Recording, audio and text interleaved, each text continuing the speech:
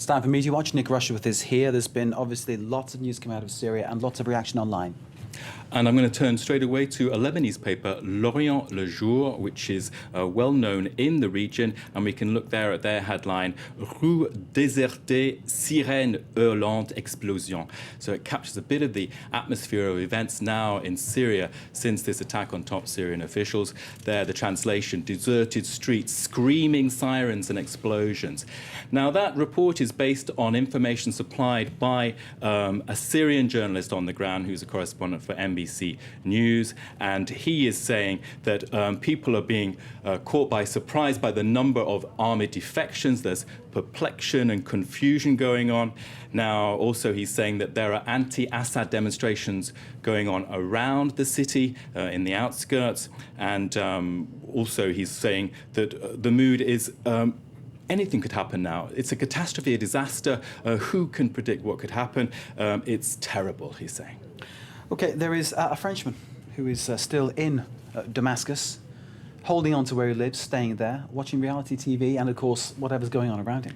Well, it's a bit of a quirky side of our modern life that you're there in a civil war and you're actually watching Secret Story, which is one of the reality TV shows here in France. And this is being covered by ourselves, France 24, on the Observer's website, if you go to france24.com. His name is Jean-Pierre Doutillon, and one of his tweets this evening has been, "The situation is unreal here."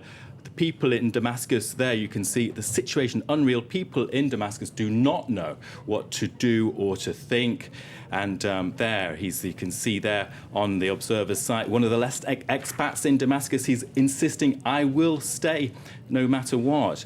And also there, he's in the more detailed information about what is actually happening for him in his life. He actually runs a bar. His handle is at Halone, Halone, and he's saying, well, there is violence, there are things going on, but people are not panicking. That's his take on the issue at the moment. OK, well, let's hope that Jean-Pierre is able to remain safe, sticking to Damascus, as he says he will do.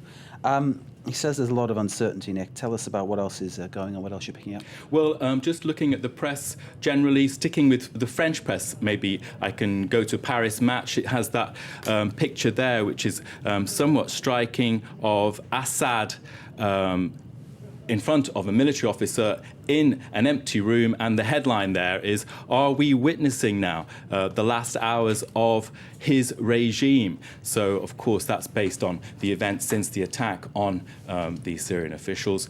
Now, Le Point here, if I can go to another French paper, it's, if I can just scroll up, it's reporting that there, the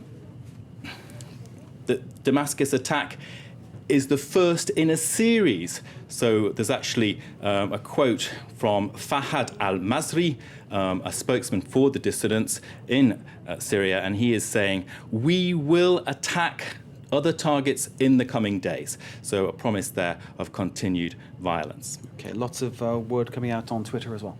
Twitter has gone ballistic. It's a rumour mill gone mad. We've got stories about possibly there being the flight of Asma, Assad's wife, to Russia. Is even Assad alive? Where is he? All kinds of things being said. More tamely, I can choose this one as to show the Damascus bombing, and there you can see, "Too early to celebrate." That's what Syrian activists are saying. So that's my take on the events in Syria. OK, Nick Rushworth with Media Watch. Thank you very much indeed. But time to have a short break here. We're back with some weather and a news update after that, plus sport and the culture. You're watching France 24. Stay with us.